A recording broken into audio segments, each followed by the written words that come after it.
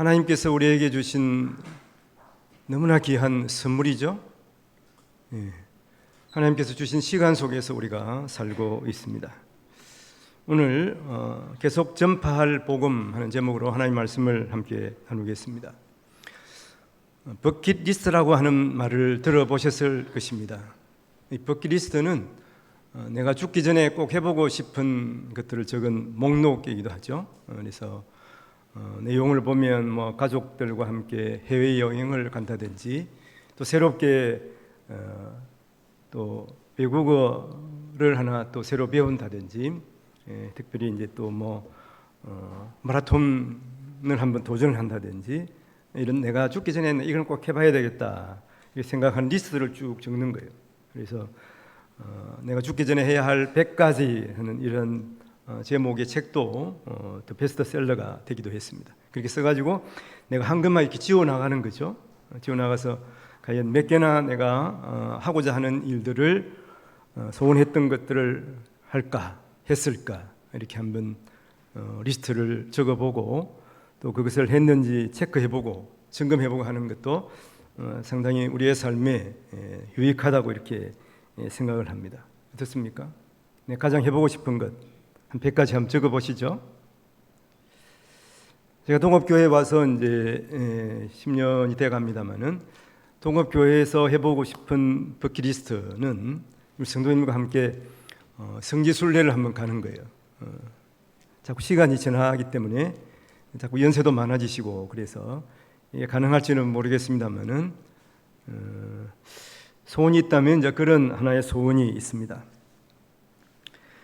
우리가 중요한 것을 계획하고 또 그것을 이루기 위해서 노력하는 삶은 혹 그것을 이루지 못하더라도 우리의 삶을 풍요하게 하는 것입니다. 오늘 말씀이 사도행전 마지막 내용이기도 합니다. 사도 바울에게 있어서 이루고자 하는 버킷리스트가 무엇이었을까요? 한번 생각해 보시길 바랍니다. 사도 바울에 있어서 가장 마지막 하고 싶었던 것은 땅끝까지 복음을 전가하는 것이죠. 땅끝까지 가서 복음을 전하는 것이죠. 그 당시에 아마 사도 바울은 이 마지막 땅끝이 로마거나 아니면 또 로마에 가보니까 또 스바나라는 지금 이제 스페인 지역입니다. 여기라고 생각을 했던 것 같아요. 그리고 예수님께서 사도 바울에게 말씀을 하셨거든요. 너는 마지막에 로마에 가서 복음을 전하여야 하리라 이렇게 말씀하셨어요. 사도 바울은 드디어 로마에 도착했습니다. 그리고 사도 바울은 이 로마에 도착하는 과정에서 보면, 사도 바울이 특히 이 밀레도에서 장로들을 모아놓고 한 말이 있습니다. 내가 땅끝까지 복음을 증언하려 하면은 내 생명을 조금도 귀한 것으로 여기지 아니하노라 이렇게 말씀합니다. 그리고 오늘 본문 마지막에 보면 거침없이 하나님 나라를 전파하고 하나님 나라의 일을 가르치더라 그렇게 끝납니다. 이 사도행전 마지막 28장 31절에 이렇게 끝났는데요, 그것을 보면 대단한 성과를 이루었다 이렇게 기록되어 있지 않습니다. 결말이 없는 것처럼 보기도 하죠. 하지만 이 사도행전은 누가가 일부러 이렇게 기록한 것으로 보입니다. 즉 누가의 의도대로 이렇게 마무리한 것이죠. 오늘 본문은 사도행전의 마지막 구절이기도 하다고 말씀을 드렸잖아요. 사실 누가복음과 이 사도행전은 누가의 저술이기도 합니다. 누가가 성령 충만해서 먼저 누가복음을 저술하고 누가복음 속편으로 사도행전을 저술한 것이죠. 이에 대해서 존 스타트 목사님은 이렇게 말합니다. 누가복음은 갈릴리에서 예루살렘으로 가는 여정, 누가 예수님께서, 그리고 사도행전은 사도 바울이 어떻게 보면 물론 바울과 다른 사도도 해당이 됩니다만은 예루살렘에서 세상 끝으로 가는 그러한 여정이다. 여기서 이제 세상 끝은 로마라고 보면 되겠죠. 그러니까 예루살렘에서 로마로 가는 여정이다 이렇게 제목을 붙이기도 합니다. 예루살렘은 예수님의 최종 목적지였고 로마는 사도 바울의 최종 목적지였습니다. 이제 바울은 그 자기가 생각했던 마지막 버킷리스트, 로마에 와서 복음을 전하는 것이죠. 이것은 예수님 닮기인 것입니다. 그래서 이 누가복음과 이 사도행전의 이러한 유사한 점을 우리가 보면, 누가복음은 먼저 성전에서 시작을 합니다. 누가복음 1장 9절에 보면 제사장의 전례를 따라 제비를 뽑아 주의 성전에 들어가 분향하고, 이렇게 돼 있어요. 사가랴가 이렇게 주의 성전에 들어가서 분향했죠. 그 다음에 성전으로 끝나는 것이죠. 누가복음 24장 53절에 보면 늘 성전에서 하나님을 찬송하니라, 이렇게 기록이 되어 있습니다. 사도행전은 집으로 시작을 합니다. 집은 상징적으로 교회를 말한다고 보면 됩니다. 2장 2절에 보면 혼련히 하늘로부터 급하고 강한 바람 같은 소리가 있어 그들이 앉은 온 집에 가득하여, 이렇게 되어 있죠. 성령 하나님께서 임하실 때 마가의 다락방에 임하신 것을 말합니다. 그리고 집으로 끝나는 거죠. 사도행전 28장 30절에 보면 바울이 온 이태를 자기 셋집에 머물면서 자기에게 오는 사람을 다 영접하고, 이렇게 말하고 있습니다. 공통적으로 보면 전파하고 가르치신 것을 말하죠.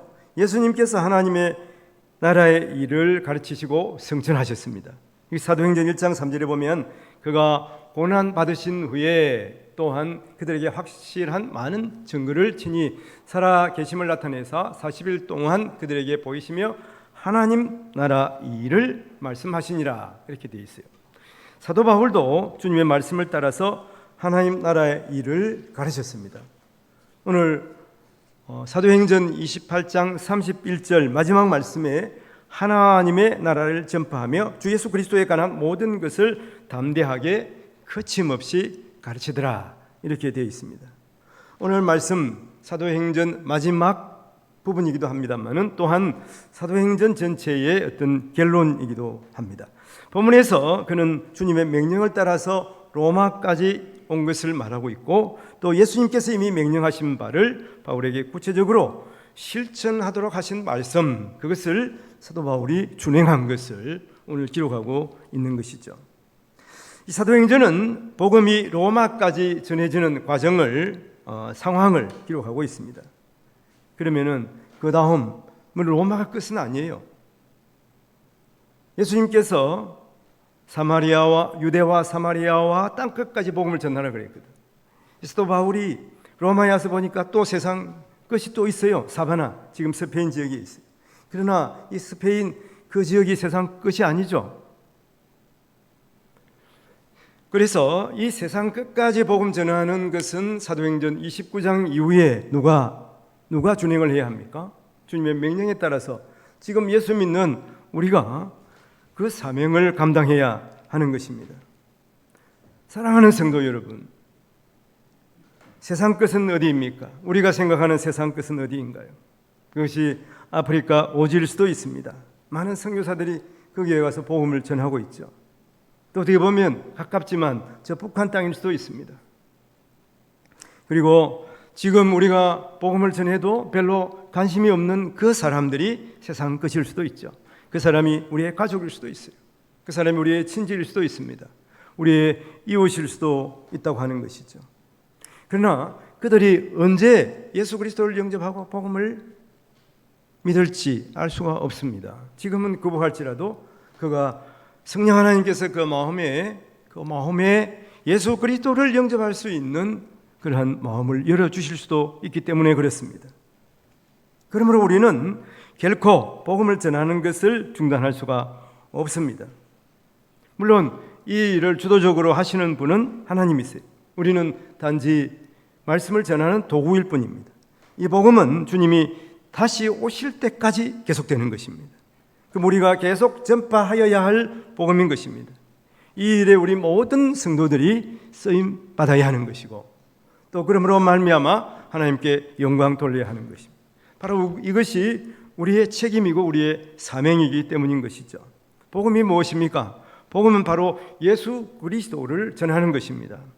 오늘 28장 23절에 보면 그들이 날짜를 정하고 그가 유숙하는 집에 많이 오니 바울이 아침 저녁까지 강론하여 하나님의 나라를 증언하고 모세의 율법과 선지자의 말을 가지고 누구에게 대해서 예수에 대하여 권하더라 이렇게 말합니다. 이 사도 바울은 지금 죄수의 몸으로 로마에 왔습니다. 그리고 본문에 보면 이태 동안 2년 동안 셋집에 머물면서 자기에게 오는 사람들을 영접하고 하나님 나라 복음을 전했습니다.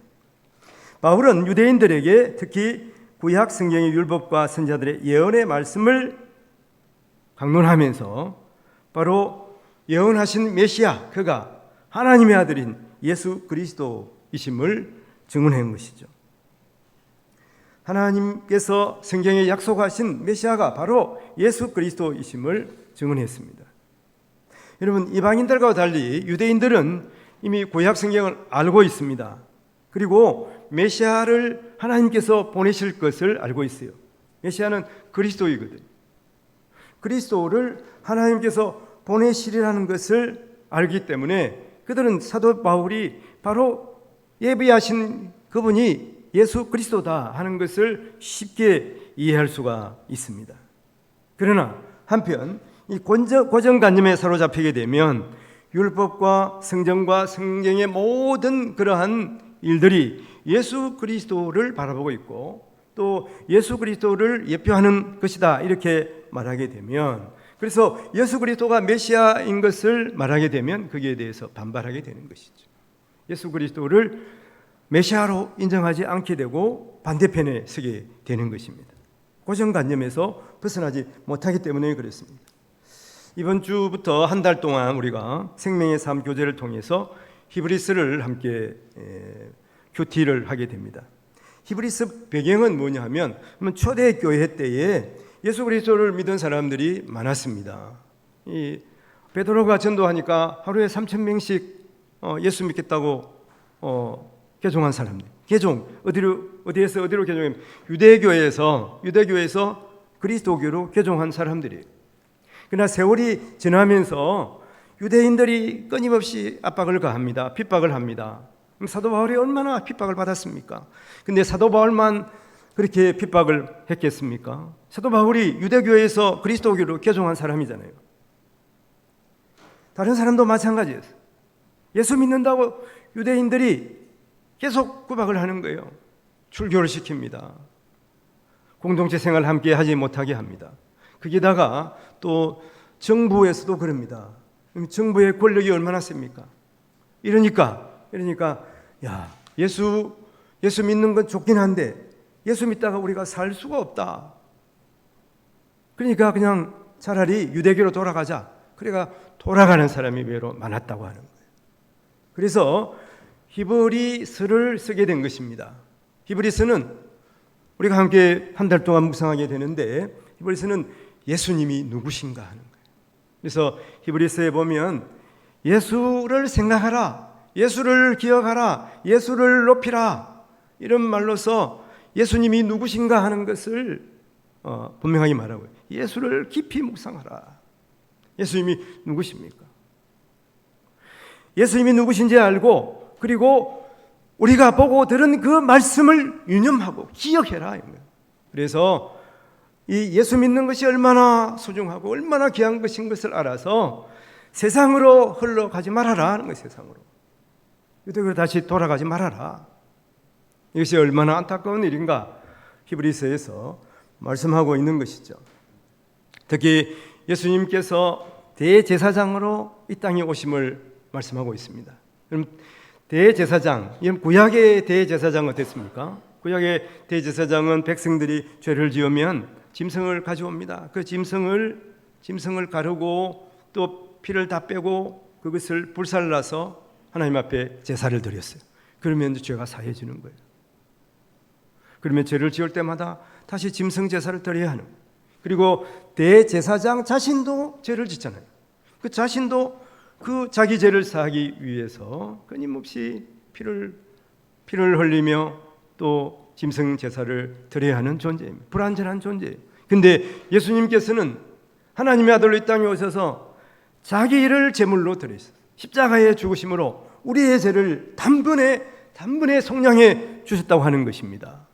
그러니까 구약의 모든 이 제사 제도는 예수 그리스도를 예표하고 있는 것이죠. 신약 시대에 와가지고는 제사를 드릴 필요가 없는 것입니다. 이 짐승 제사를 드릴 이유가 없는 것이죠. 그런 것에 대해서 유대인에서 그리스도인으로 개종한 사람들이 갑자기 이게 제사를 드리지 않게 되는 거예요. 그리고 성전도 예수 그리스도가 성전입니다. 그러니까 굳이 성전에 와가지고 이렇게 제사를 드릴 이유가 없는 것입니다. 이것을 히브리서에서 분명하게 말씀하고 있습니다. 그리고 중요한 것은 율법을 지켜서 우리가 구원받는 것이 아니에요. 할례를 행해서 우리가 하나님의 백성 되는 것이 아니에요. 이것을 히브리서에서 말하고 있습니다. 이것이 사도행전에서 끊임없이 사도 바울이 말하는 것이죠.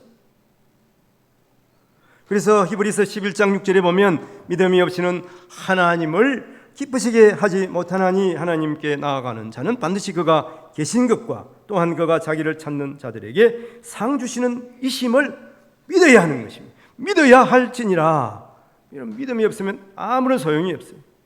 우리는 예수 그리스도를 믿음으로 제3의 은혜를 받고 감사하며 하나님을 찬양하며 살아가게 되는 것입니다.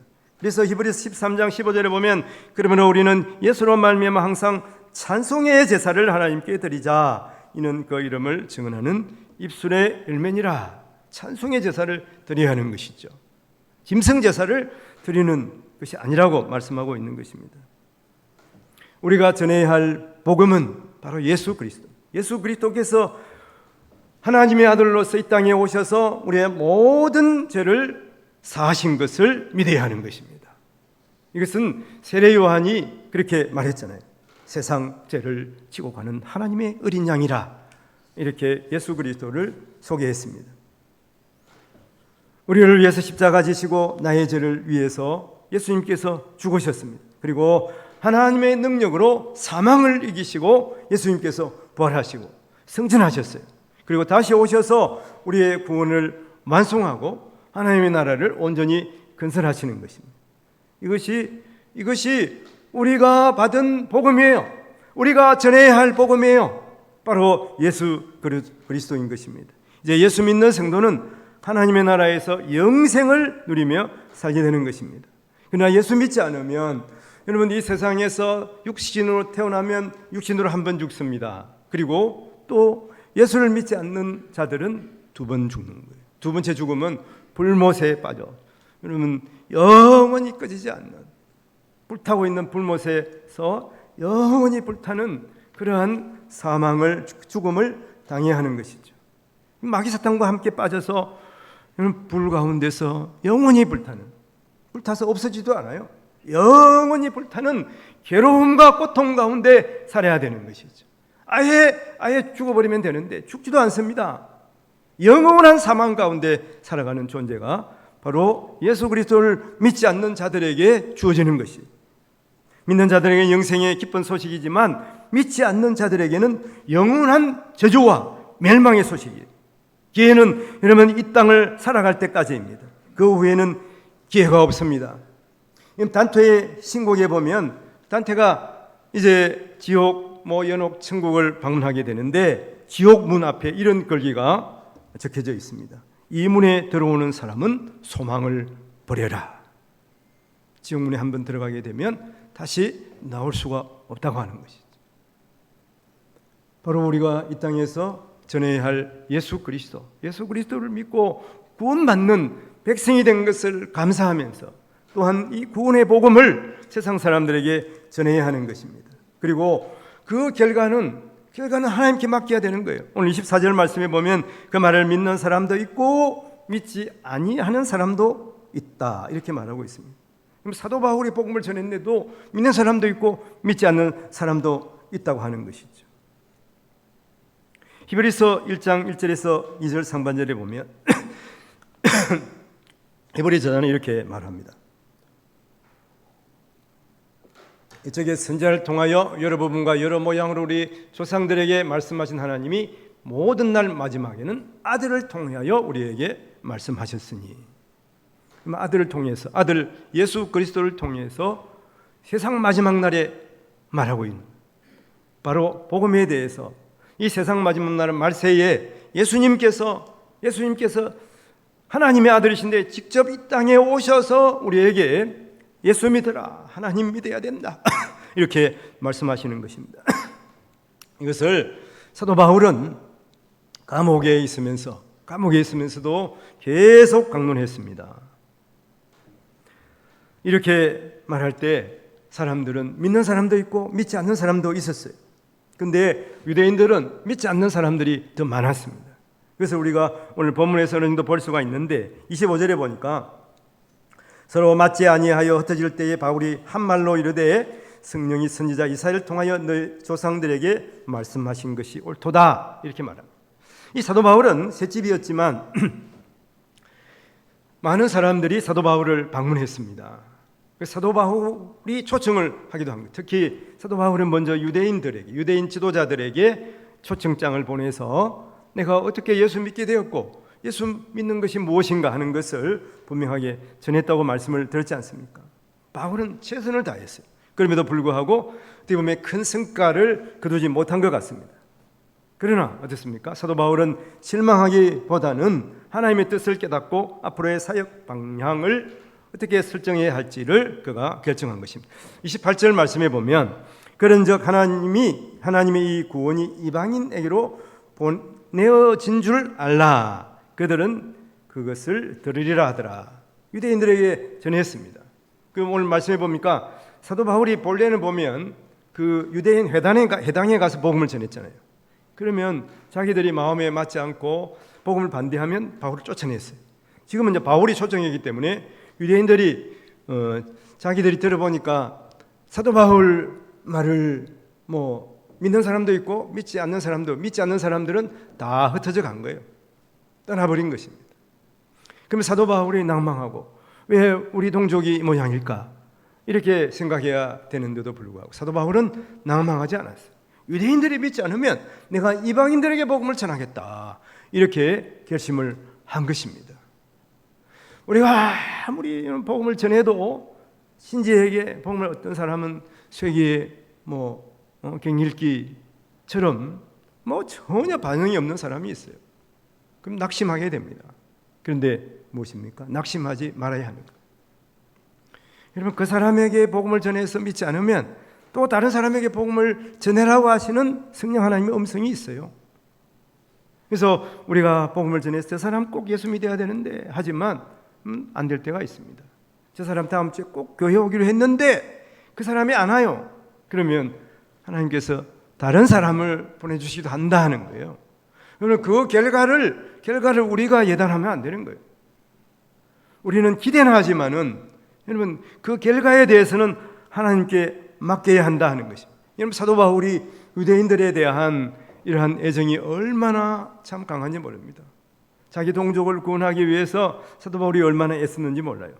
로마서 9장 3절에 보면 이런 말씀이 있습니다. 나의 형제 곧 골육의 친척을 위하여 내 자신이 저주를 받아 그리스도에게서 끊어질지라도 원하는 바라. 내 동족이 구원받기를 원하는 이 사도 바울의 마음인 것입니다. 그러나 사도 바울이 위대한 사도이지만 사도 바울은 단지 주님께 쓰임받는 도구일 뿐이에요. 그러므로 우리도 마찬가지예요. 우리도 도구입니다. 주님이 쓰시는 도구예요. 그래서 주님께서 쓰시고 그리고 이제 주님께서 우리가 할 일을 다 했으면 그때 우리의 사명이 끝나게 되는 거예요. 그럼 우리가 세 가지 걱정을 떨어버리면 용감한 사람이 된다고 그럽니다. 첫째는 뭐냐? 죽을까 걱정하는 거예요. 그러나 죽고 사는 것은 하나님의 손에 달렸습니다. 내가 아무리 오래 살고 싶어도 하나님이 오늘 밤 너 데려간다. 그러면 가야 되는 거예요. 내일 일을 우리가 알 수가 없는 거잖아요. 그래서 죽을까 걱정하는 것, 이것이 첫 번째, 이것을 떨어버려야 되는 거예요. 이게 쉽지가 않습니다만은 떨어버려야 하는 것이고, 둘째는 실패할까 봐 걱정하는 거예요. 이 일을 했다가 망하면 어떡하지? 그러면 일을 할 수가 없어요. 잘못되면 어떡하나 하다가는 시작도 못하는 거예요. 해보지도 못하는 것이. 세 번째는 미래에 대해서 걱정하는 것입니다. 물론 미래에 대해서 내가 계획은 해야 되지만 미래에 대해서 미리 걱정하면 앞으로 어떻게 될 것인가? 그걸 우리가 어떻게 알겠습니까? 그러니 우리는 하나님께 맡겨야 되는 거예요. 이 세 가지를 끊어버 내려놓아야 하는 거예요. 죽을까 하는 것, 또 실패할까 하는 것, 미래에 대해서 어떡하지? 이런 것에 대한 걱정을 떨어버려야 하는 것이죠. 사도 바울이 선교 여정을 보십시오. 하나님께 맡겼어요. 길이 열리면 갑니다. 감옥에 갇히면 그곳에서도 복음을 전하는 거예요. 여러분, 그러다가 복음 전하다가 죽으면 어디 갑니까? 천국 가는 거예요. 그러므로 우리가 담대해야 하는 것입니다. 하나님이 나와 함께 하시고 오늘 여기서 하나님이 우리와 함께 하심을 믿는다면 우리는 누구보다도 용감한 하나님의 용사가 될 수가 있는 것입니다. 이 사도 바울은 지금 로마에 왔죠. 제수의 몸으로 왔습니다. 그리고 여러분, 사도 바울이 이 로마에 오는 과정을 보십시오. 하나님께서 그곳으로 인도하셨습니다마는 제수의 몸으로 로마에 왔어요. 꽃가마 타고 온 것이 아니에요. 오는 과정도 보면 여러분 유라굴라 강풍이 불었습니다. 하나님께서 로마로 사도 바울을 보내시려면 순풍의 돛을 달고 시가게 하셔야 되잖아요. 그러나 그러지 않으셨어요. 왜 그러지 않으셨을까? 사도 바울은 그 강풍을 만나면서 그곳에서 복음을 전한 거예요. 많은 사람들이 사도 바울이 하는 모습을 보고서 여러분 로마에 와가지고 사도 바울이 이런 사람이다, 예수 믿는 사람이 이런 사람이다 하고 많은 사람들에게 증거했을 것이다 하는 것을 우리가 인정하게 되는 것입니다. 우리의 삶에도 마찬가지. 하나님이 가라고 하는 길을 가더라도 우리에게는 때로는 어려운 일이 있습니다. 고난이 있습니다. 강풍이 붑니다. 그러나 그 모든 상황 하나님의 섭리 가운데 있다 하는 것을 생각하면서 여러분 좋은 일에도 감사하고 내 삶에서 힘든 일이 있어도 그때도 감사할 수가 있어야 되는 것이죠. 하나님께서 그 일을 통해서 하나님의 뜻을 이루시기 때문에 그렇습니다. 사실은 우리가 믿는 믿음도 내 공로가 아니에요. 내가 믿음이 커가지고 예수님을 잘 믿는 것이 아닙니다. 믿음조차도 하나님의 은혜의 선물인 것이죠. 그래서 에베소서 2장 8절에 보면 너희는 그 은혜에 의하여 믿음으로 말미암아 구원을 받았으니 이것이 너희에게서 난 것이 아니고 하나님의 선물이라 이렇게 말씀하고 있습니다. 사람이 복음을 전하지만 그 씨가 자라고 열매를 맺게 하시는 분은 하나님이세요. 그러므로 성도는 복음을 전하고 사명을 감당해야 하지만 그에 앞서서 주님께서 나에게 맡겨주신 그 일에 감사하면서 최선을 다하고 오직 모든 것을 하나님께 의탁해야 하는 것이죠. 그리고 세 번째는 주님 오실 때까지 우리가 복음을 전해야 할 사명이 있는 것입니다. 오늘 30절 31절에 바울이 오늘 이틀을 자기 셋집에 머물면서 자기에게 오는 사람들 다 영접하고 하나님의 나라를 전파하며 주 예수 그리스도에 관한 모든 것을 담대하게 거침없이 가르치더라 이렇게 말합니다. 오늘 보면 자 이태를 셋집에 이태면 2년인데 2년 동안 여러분 이 셋집에 사실은 돈을 주고 셋집은 여러분 월세를 주고 있어야 하는 곳이에요. 그 사도 바울이 이 로마에 왔는데 감옥에 있는 것이 아니라 셋집에 있었다 이럽니다. 이 셋집에 월세를 줘야 되는데 누가 주겠어? 사도 바울이 돈이 많겠습니까? 그래서 사도 바울이 로마에 오는 과정에 보면 많은 그리스도인들이 사도 바울을 환영한 것을 볼 수가 있어요.